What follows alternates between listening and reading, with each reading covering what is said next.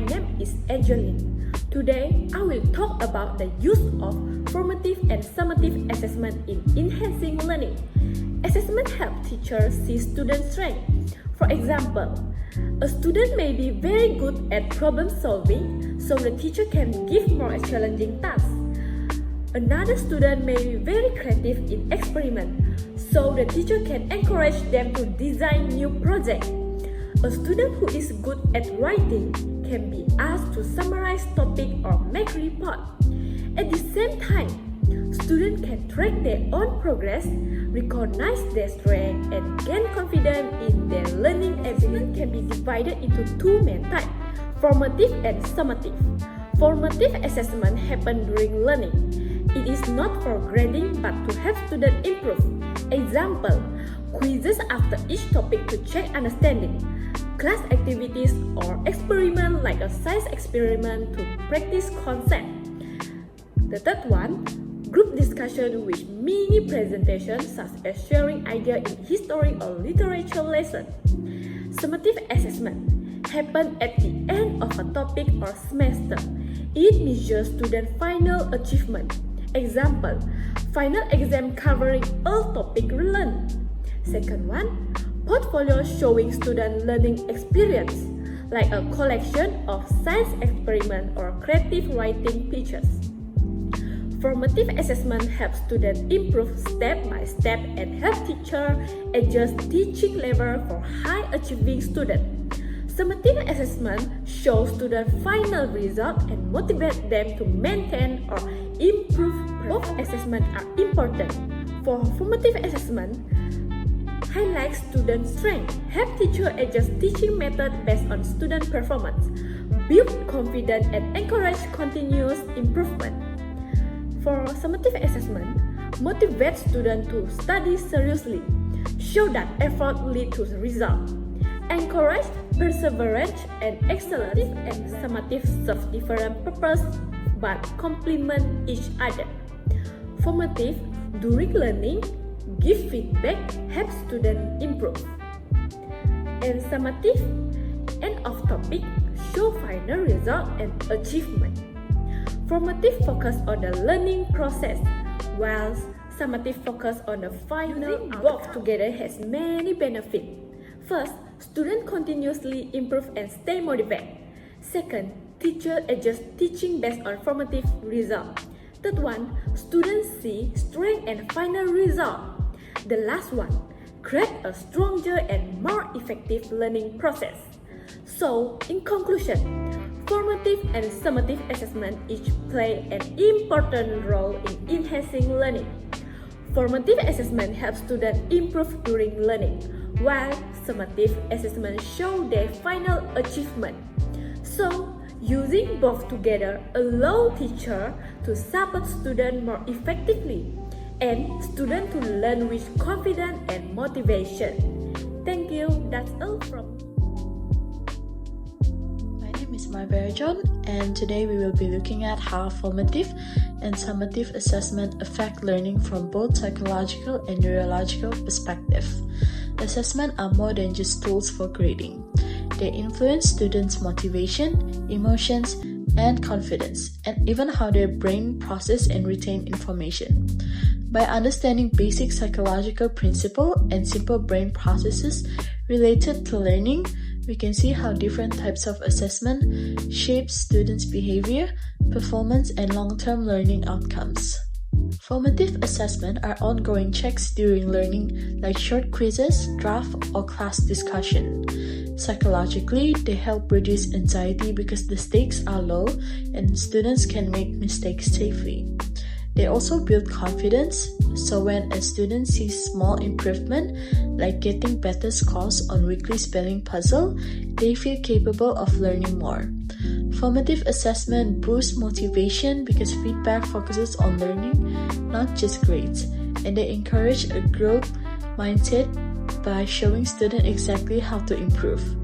In short, this small continuous assessment guide learning and help students feel supported and summative assessment are high-stakes tests or projects at the end of the learning, like final exam. Psychologically, they can motivate students to study harder because grades and result matters, but they also create pressure and anxiety.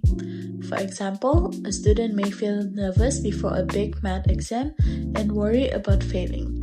Some students thrive under this challenge, improving their performance, while others may feel discouraged if they don't do well, thinking that their effort won't help. In this way, summative assessments shape how students view their abilities and confidence. Language skills are important for learning. If students have language problems, they may misunderstand instruction or struggle with reading and speaking. Teachers should use simple instruction, visual and verbal methods, and give extra help students make a long-term memories. Stress, lack, or sleep, and heavy work make memory weaker. Teachers should give spaced learning, practice tests, review time, and short break to help assessment reduce mental load because learning is given in a small step.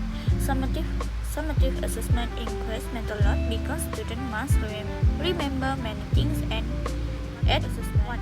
Give quick reinforcement which helps to build good learning habits.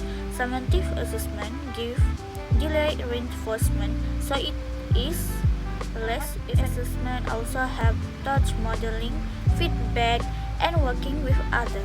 Students feel more confident when they can see their process. Formative assessment helps students spot their strengths and weaknesses early so they can correct mistakes before the final evaluation. They also strengthen understanding and memory by giving students regular practice and feedback. For example, completing weekly mini quizzes in a subject helps students remember concepts better and stay engaged in class. Formative assessment encourages active participation and helps students develop long-term learning habits that makes future learning easier and more effective. Summative assessment evaluates overall learning at the end of a topic or course like final exam or project. They help teachers see how well students have mastered the materials and provide a clear snapshot of achievement. Summative assessment also motivates students to study and revise, and they can guide future learning goals. For example, after receiving their final test scores, students can understand what areas they need to focus on the next subject or semester. Teaching and learning are guided by several key principles. Learning should be meaningful, connecting new content to students' prior knowledge, experience, or interests. Learners must be actively engaged through hands-on tasks, discussion, and participation, which help them understand and retain information. Learning happens progressively as students build understanding step by step, from basic to more complex ideas. Feedback supports improvement by helping students recognize strengths, correct mistakes, and enhance their work. Students develop at different paces, so teaching should accommodate diverse abilities, learning styles, and background. Assessment should guide instruction by identifying learning gaps and planning next steps. Learning is strengthened through reflection and encouraging students to take responsibility for their progress. Finally, a supportive environment enhances learning as students perform better in classrooms that are safe, respectful, and encouraging. By applying this principle, teachers can create effective, engaging, and student-centered learning experience. Hi, my name is Alia. So I'm gonna present about practical recommendation psychological analysis. The first one is give regular low pressure checks to reduce anxiety. When we use small, low stakes assessment, students feel less pressure and more comfortable to participate. These simple check-ins help them learn at their own pace without the fear of failing, which creates a safer and more supportive learning environment. The second one is provide quick, helpful feedback to guide improvement. Immediate feedback is important because it helps students understand their mistake while the lesson is still fresh in their minds. When feedback is clear and constructive, students know exactly what they need to improve, and this motivates them to keep learning. And the last one is encourage student self-reflections after activities. Self-reflection allows students to think about what they learn, what they struggle with, and what strategies work for them. This process builds self-awareness and helps them take more responsibility for their learning, leading to long-term growth. Thank you. Hello, a very good day to everyone. My name is Helena Anyi. Today, I will present about practical recommendation based on neuropsychological analysis.